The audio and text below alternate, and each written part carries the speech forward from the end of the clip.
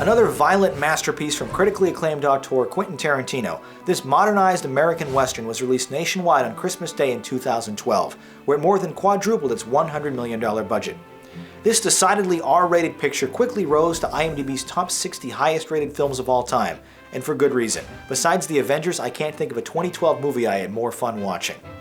Featuring the story of a freed slave who schemes to save his wife from a nasty rich white man, this movie is fittingly scored by an anachronistic soundtrack, wonderfully shot, brilliantly acted, and littered with dozens of swears and bloody deaths. Following his breakout performance in Inglourious Basterds, Christoph Waltz is back in a huge way. The German actor is positively endearing and hilarious to watch as an Old West dentist turned ruthless bounty hunter.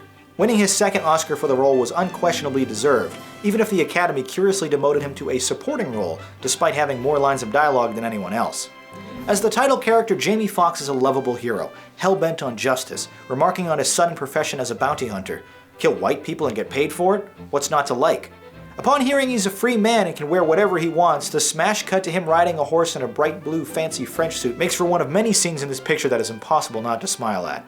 Leonardo Dicaprio may not appear until over 90 minutes into the adventure, but his performance as the deplorable, slave-torturing, and cunning plantation owner is remarkable.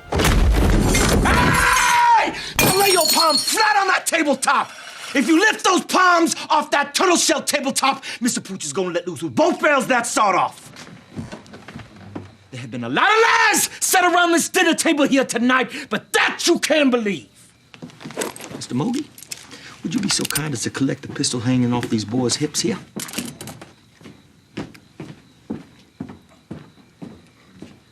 Thank you ever so much. Doctor.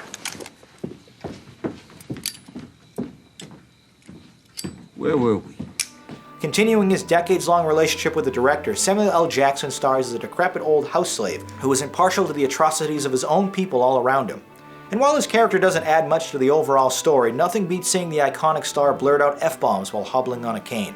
The deliberately long and individual fleshed-out scenes are each as brilliant and entertaining as the last, from the opening sequence where Waltz frees Django from his slave traders, to a hilarious scene where a Ku Klux Klan rally argues over wearing poorly made bags on their heads, unable to see through their tiny eye holes. While this film's middle act, especially a lengthy portion set at DiCaprio's Candyland slave plantation, is bursting with tension and brilliant dialogue, the movie's urgency is all but removed, only to come exploding back in the final 30 minutes with a ridiculously gratuitous bloodbath, true to Tarantino's gory style. As sharp and gratifying as this film's violent revenge plot is, however, at 2 hours and 45 minutes it definitely could have been shorter, especially a cameo scene by Quentin himself, which felt particularly shoehorned very late in the film. Relying a bit too heavily on tired, slaves are good and white men are bad subtext, even a performance by Miami Vice actor Don Johnson is entertaining and memorable. A testament to the incredibly consistent quality of all those involved, Django Unchained isn't just an extremely satisfying adventure, it's also Tarantino's best film. Now let's check out the YouTube comments to read your reviews.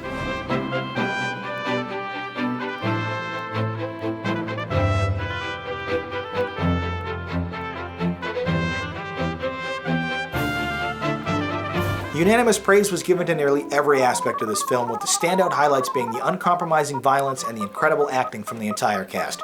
You thought it was amazing. Due to some unfortunate pacing issues and one-dimensional villains, I'm holding off on the top score and rating this an awesome.